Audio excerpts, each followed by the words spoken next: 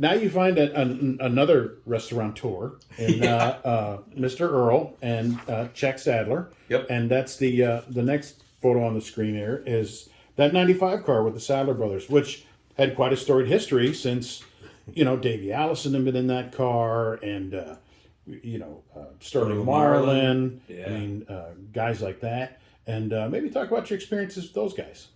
So Because you led the rookie points into about a third into the season. Yeah, 92. So in 91, Mike Mack and I built this car. I was still in South Carolina then.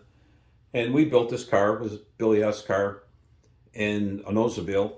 So we took it to the first race we took it was the last race of the year for ARCA at Atlanta. Well, we sat on the pole at Atlanta with it. And Dick Trickle was on the outside pole in Junior Johnson's car. And so the race started and we were leading the race, and then I got a flat tire. Well, because of the way racing was back then, we didn't have the lucky dog or anything like that. So I never did get to where I could make the lap up, because we only ran 200 miles there. So it was pretty much a short race. So anyway, I forget where I finished. But after the race was over, a couple days later, Earl Sadler called me up and asked me if I would drive their car in the Cup Series and this, that, and the other thing. I didn't know a lot about the car, so, or the Sadlers. So, I mean, Davey and I were pretty good friends, Allison and stuff. So I talked to Davey about it.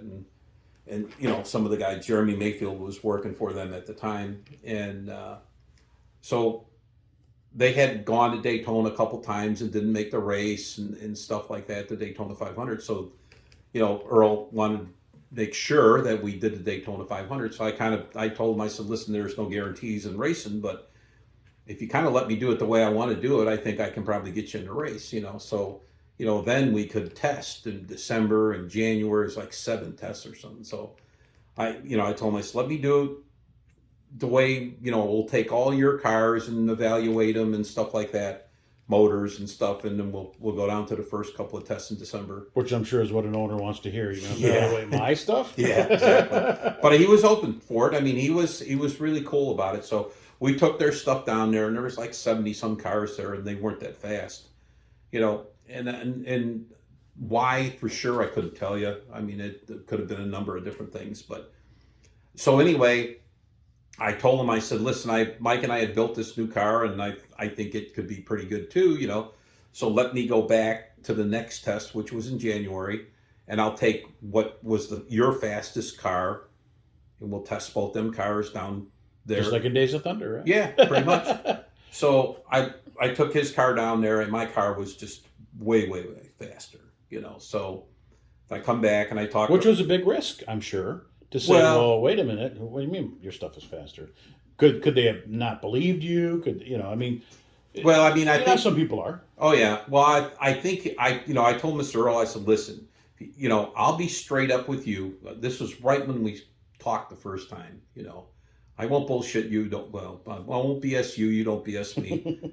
Because we both got history. They've got their history. I got my history. That goes back to Bob being a dick, but I'm going to be a dick about being honest with you. I don't care if it offends you or not. I'm going to be honest with you. We both have a goal. We both want to make the Daytona 500. So I'll be straight up with you. You be straight up with me. So anyway, we went and tested my car, against his car. My car was a lot better. So we decided that we would, take my car and try to make the Daytona 500. Well, then, we went back for a couple more tests after that, and we were fast. I mean, we were like in the top 20 every time we went back there. Well, then you get the haters, because all the rest of the Ozabile guys were complaining we were cheating and we were doing this and stuff like that. So I didn't make a lot of friends, but it didn't matter because, we had one goal in mind, and that was to go down there and make the race. So then Earl wanted to own the car. He didn't want it to be my car. He wanted it to be his car and stuff like that. So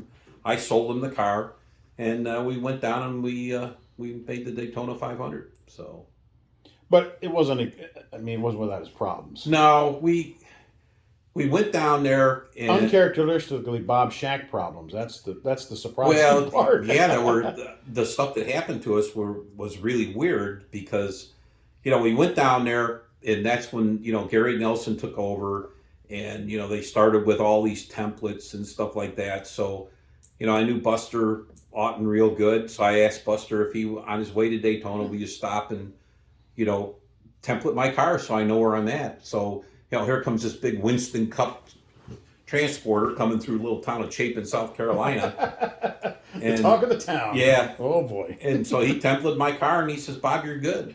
So we went down, for the race and stuff. And I think there was only like 4 or 5 cars that made it through tech, and we were one of them. And then Gary Nelson gets up the next morning and he's got a driver crew chief meeting and he's scolding everybody, how come these little guys can make it through and you guys can't, So boy, I'm telling you, everybody's looking at us, thanks for showing up.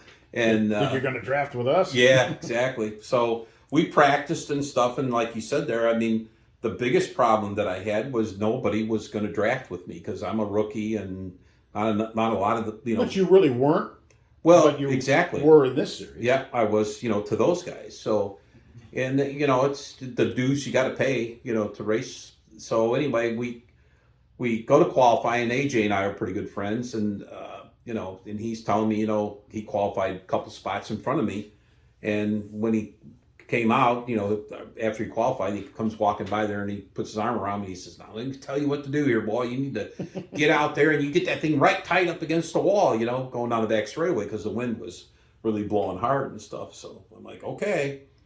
So anyway, I went out and qualified, and I came back in, and he come over there after I qualified, and he's carrying on about, I told you to get close to the wall, but I didn't think we were going to try and knock it down, because the big old rooster tail was coming off the car, I guess, going on the back straightaway from the dust, the dirt, the sand, and everything, So I was pretty close, but I think we qualified like 19th out of 70-some cars, if I remember right.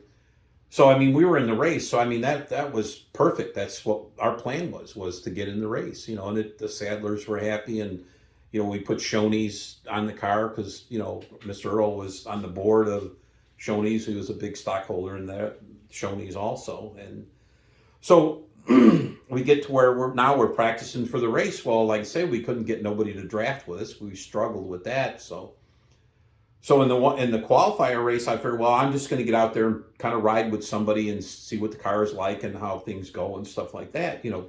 Earn trust from the other guys. We didn't get to run maybe 10 laps, 5 laps, whatever it was.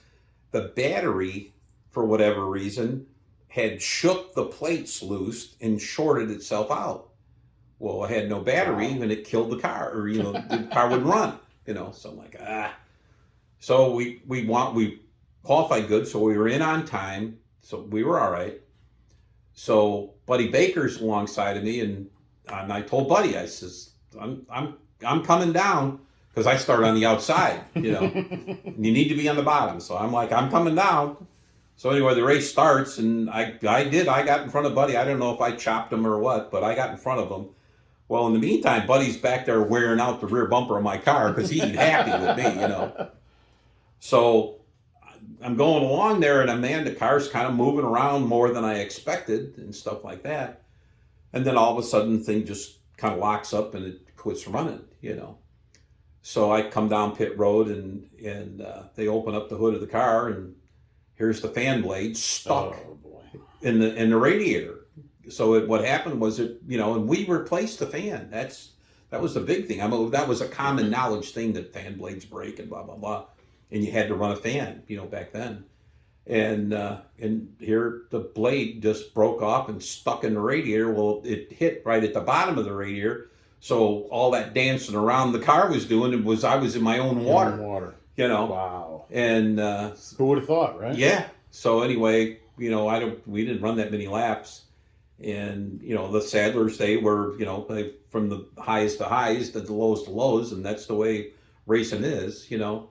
But then I guess they assumed, well, we run so good here, let's keep going. Yeah, we Mr. Earl, he called it his mad money or play money, whatever. He had, money set aside that he would race with.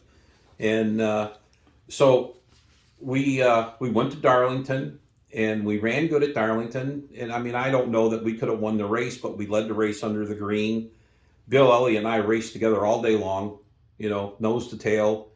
And after about 12 or 15 sets of tires, Mr. Earl said he had enough, so then I bought more tires. And I think, we wound up finishing 16th, I think is where we wound up. And Bill went on to win the race. So I don't know, I can't say that we would have won the race, but, I raced with him all day long, and then Bill wins the race. And if I remember right, I think he used about 22 or 23 sets of tires.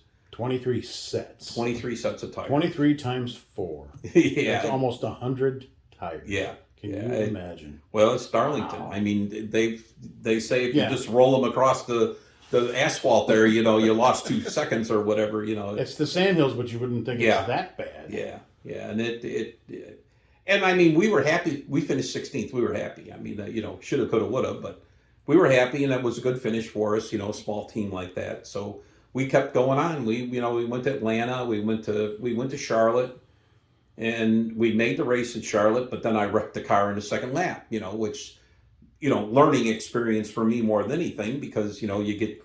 I'm not going to say you get greedy, but everybody that raced in Cup knows that the first lap is normally your best lap, and then the second one after that, where most of my background, the second lap was always your better lap. So right. I really sailed her down into turn 1, but I never came out the other end.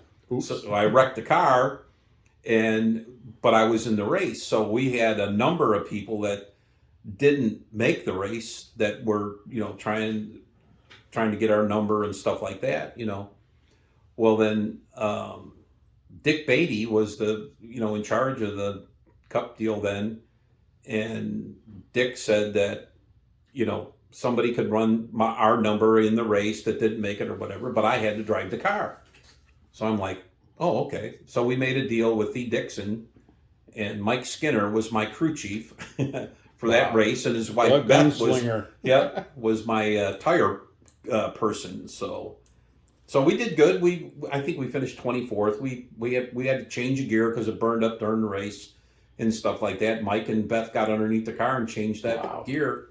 And I think we finished 24th or something in the race. That was the 600. So that was a good deal. But yeah, the rookie thing, I mean, Jimmy Hensley went on to win it, but we didn't run any more races because Earl kind of decided he didn't want to spend no more money. The money was not mad, I guess, anymore. Yeah, exactly.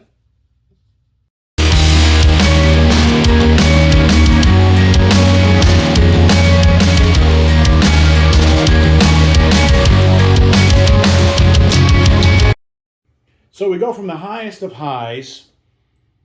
I would assume you made the Daytona 500. Everybody seems happy. Yeah. We run a bunch of Cup races. We're leading the rookie points. Hey, no, I'm kind of done. Done. So now I'm sure you thought, well, I'm not done. Yeah. I mean, I can go back and we ran something else. Yeah, we tried to run some Cup races on our own, me and Mike, and then I drove for Jim Rosenblum a couple races. And you said he's still in the sport today. Yeah, he's got the 28 truck and Craftsman truck, or Camping World truck, I guess it is now. If not mistaken, that's the FDNY truck? Yep. Okay. Yep. Jim Rosenblum. So I drove at Pocono with them, maybe Dover, and then Watkins Glen. I drove Watkins Glen with. Actually, we rented the car from Butch Mock and Bob Rahilly. Okay. And ran the Cup race at Watkins Glen.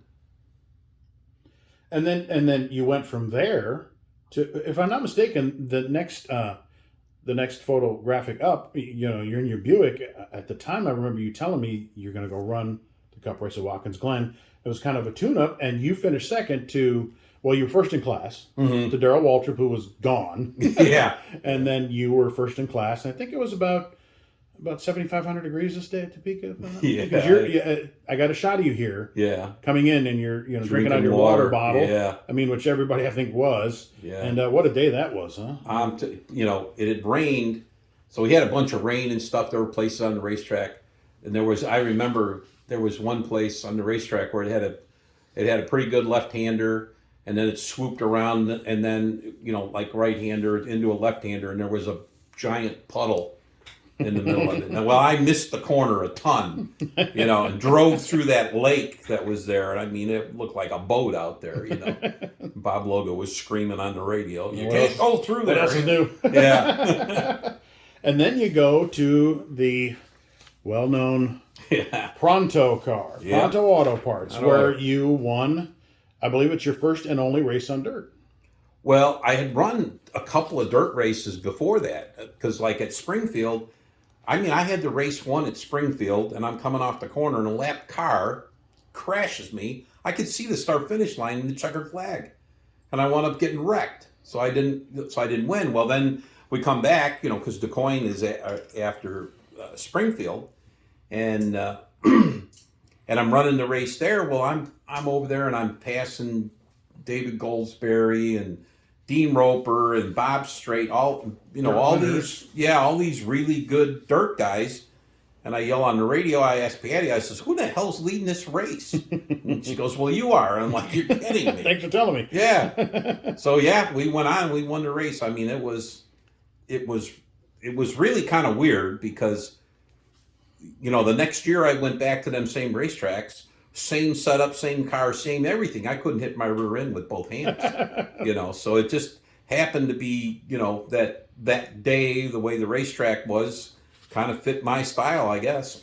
Well, you had some good advice from your friend Supertex. Well, see, when I ran a couple of times when I went, back in the USAC days, AJ had that little orange Camaro, and he just blistered our butts there. I mean, and he would say, "You got to find the cushion, Bob. You got to get that cushion." I'm like, "What the hell is a cushion?" I didn't have a clue what he was talking about. And especially at DuQuoin, well, then for whatever reason, I guess I found the cushion because it's got like a short straightaway in between the corners. Yeah. And I would drive down into the corner, and then when you would like hit that cushion, it would like turn the car for you, and you just kind of drove straight across the corner. So yeah, I mean, it was some really helpful advice. Now, unfortunately, we didn't find the. I should have asked Patty if she could please bring your money clip from Richard Petty's last race. Yep. But that's kind of a cool keepsake. There's only, about 43 guys have that. That's it. And we were 26th in that race. When Richard retired, Atlanta was the last race, and he gave everybody a money clip with his signature on it, and then where we started the race, where we qualified, and then where we finished and stuff. So yeah, that was a pretty cool keepsake. I think she keeps that in the safe or something. We're not going to publish her. Yeah. So then we go to 1993 Daytona. What? There you go. A mess. Another big wreck. Yeah. Bob Schacht in it. Yeah. Oh boy, ouch. Yeah, I got blamed for that one. Yeah. What else to do, right? Yeah. Oh boy. Maybe talk about that a little bit. Well, that was the biggest wreck in ARCA history there for a long, long time. Mm-hmm. And, a lot of drivers were mad at me and stuff like that. But it wound up being a tire problem, probably more than anything. That, Hoosier was trying to come up with a bigger and better tire, for Daytona and stuff like that. I mean, I'm not an engineer, so I kind of agree with them and stuff that was kind of low on grip and stuff like that. So, but when we got there, the car was, plus we were dealing with cambered rear ends. They were starting to come in and stuff like that. So, we changed the rear end in the car, and we changed all kinds. Mike and I chased that thing like crazy and never, ever really got the car to where it drove good. But we were fast.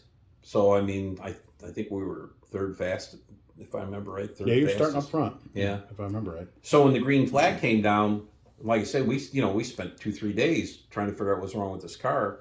Yeah, third. Ultimate Racing History's got you starting third. Yeah. So I had Purvis in front of me, and I had Tim Fido alongside of me, and I had Peter Gibbons behind me. And so the green flag comes down, and we go down in the corner, and it's like, holy cow, man, I ain't even driving this car. I'm like, I'm along for the ride. I could have steering wheel threw it out the window, So I'm telling Patty on the radio, I'm like, hey, tell Tim to get off my door. or something. Something's going on here, And anyway, we went down into the corner on the second lap there, and I turned the steering wheel, but it didn't turn. It went straight. And I took Tim out and 23 other cars, I'm glad Tim was alongside of me in a way, because boy, it would have hurt hitting the wall like I did, At least I had him for a cushion, but it wrecked a lot of good race cars for sure. And I mean, and the thing about it was that, they can blame me if they want. It really don't matter to me. I don't care. But the next day, NASCAR, not NASCAR, but Hoosier pulls their tires out of the NASCAR race too, because them guys had the same problem I had. The car was terrible. They couldn't drive it. So that kind of took the heat off of me a little bit, but there were still guys that were pissed at me, but who cares? They'll get over it. If they don't, who cares? And then the who cares is you went right back to Pocono later that year and won again.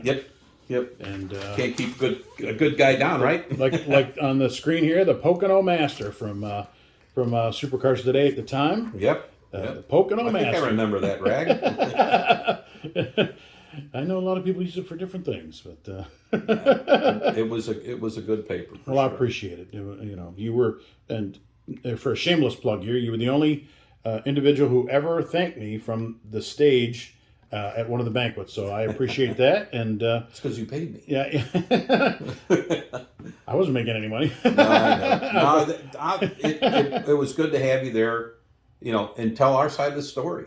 I mean, that was the biggest thing. I mean, the wreck there and other stuff that went on behind the scenes.